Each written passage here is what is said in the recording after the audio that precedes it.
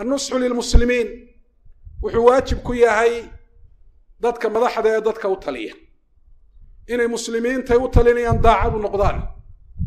oo diintoodu inay hagaagto marka koobaad waa waajibka u horreeya ay ka shaqeeyaan oo ay ka shaqeeyaan dadka inay wanaagga faraan xumaantana ka reebaan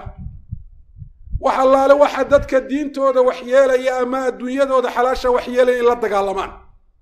ilaa ay ka soo gaadhsiiyeen culimmadu waa tusaale xaakimka muslimka inay waajib ku tahay dumarka tabarrujka samaynaya ee dharka qaawaneen xijaabka ahayn guryahooda kaga soo baxaya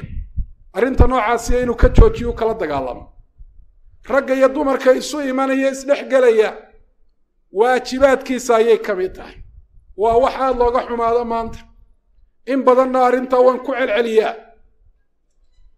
in madaxda muslimiinta in badan oo ka mid ah aanay uga haysan diinta inay mas-uuliyadi ka saaran tahay oo ay u arkaan dadka adduunyadooda in loo diray oo dadka diintoodaba aan loo dirin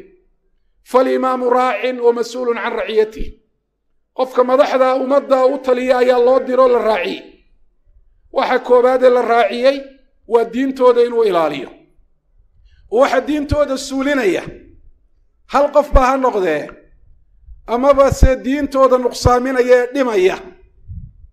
inuu la dagaalamo uu ka hortago meesha uu ka saaro waajibaadkiisa ayay ka mid tahay hadduu samayn waayo in arrinka noocaasi waa ku dambaabaya inuu dadka wanaagga faro xumaanta uu ka reebo dadka muslimiinta waxa diintooda ama adduunyadooda waxyeelaya inuu si cad ugu sheego oo daacadnimo ah inuu qariyaano qishki ayay noqonaysaa oo wax u bannaan maaha nusxigu wuxuu waajib ku yahay dadka culimada ah ilaahay baa subxaana wa tacaala arrinka noocaasiya ballan kaga qaaday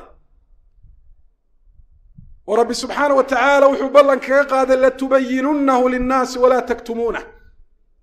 xaqa ilaahay uu baray dadka inay u caddeeyaan oo aanay qarin